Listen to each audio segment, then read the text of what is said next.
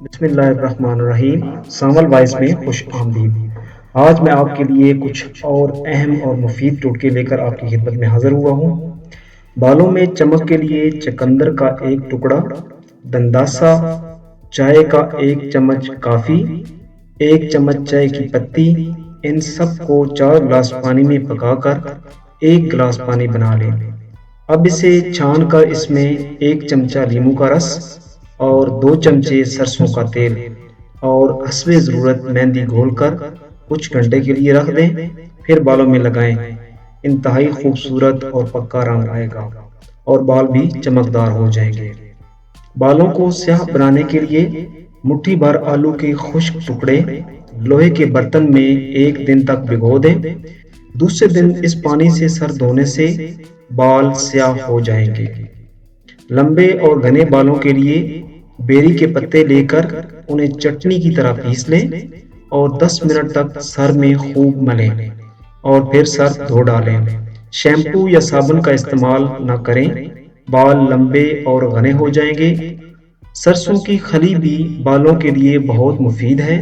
سر دھونے سے 2 گھنٹے قبل سرسوں کی خلی پانی میں بھگو دیں، پھر اس پانی کو نتھار کر سر دھوئیں، بالوں میں چمک آ جائے گی۔ بالوں کو صحت مند بنانے کے لیے لوکی چھیل کر کدوکش کر لیں، پھر ایک کڑاہی میں سرسوں کا تیل گرم کریں۔ جب تیل گرم ہو جائے تو اس میں کدوکش کی ہوئی لوکی ڈال دیں۔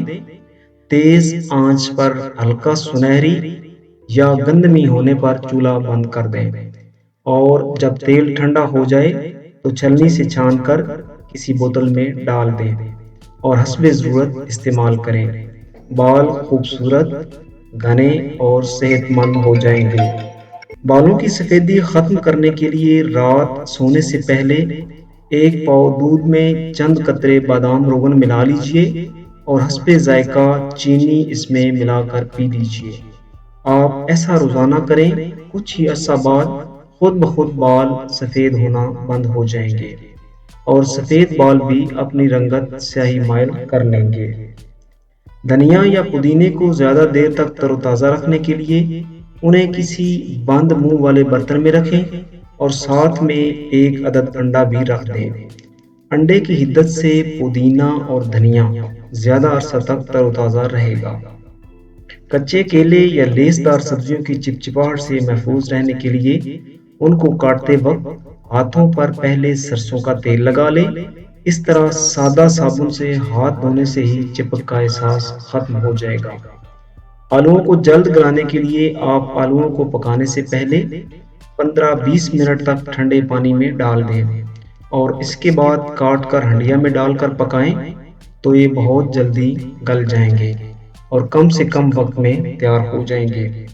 ٹماٹر اگر بہت زیادہ خرید لیے جائیں اور وہ فریزر میں یا کسی جگہ پڑے پڑے نرم اور پلپلے ہونے لگیں تو انہیں نمک ملے پانی میں گھنٹہ بھر کے لیے بھگو کر رکھ دیں۔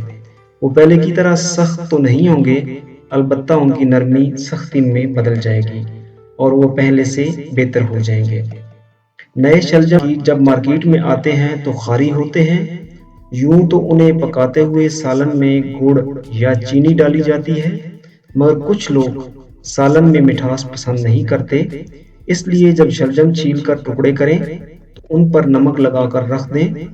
کچھ دیر بعد اچھی طرح دھوئیں، اس طرح کھارا پانی نکل جائے گا اور ان کی کڑواہٹ ختم ہو جائے گی۔ اسی طرح آپ کریلوں کی کڑواہٹ اسی ٹوٹکے سے ختم کر سکتے ہیں۔ پیاز کاٹتے وقت آنکھوں سے پانی بہنے کی شکایت دور کرنے کے لیے پلاسٹک کے لفافے میں پیاز کو بند کر کے فریج میں رات بھر رکھیں۔ صبح پیاز کاٹیں تو آنکھوں سے پانی جاری نہیں ہوگا۔ امید کرتا ہوں آپ کو میری یہ ویڈیو پسند آئی ہوگی۔ تو اگر آپ اسی قسم کی معلوماتی اور مفید قسم کی ویڈیو دیکھنا چاہتے ہیں تو میرے چینل کو سبسکرائب کر لیں اور بیل آئیکن لازمی پریس کریں تاکہ میری ہر نئی آنے والی ویڈیو آپ سب سے پہلے دیکھ سکیں گے۔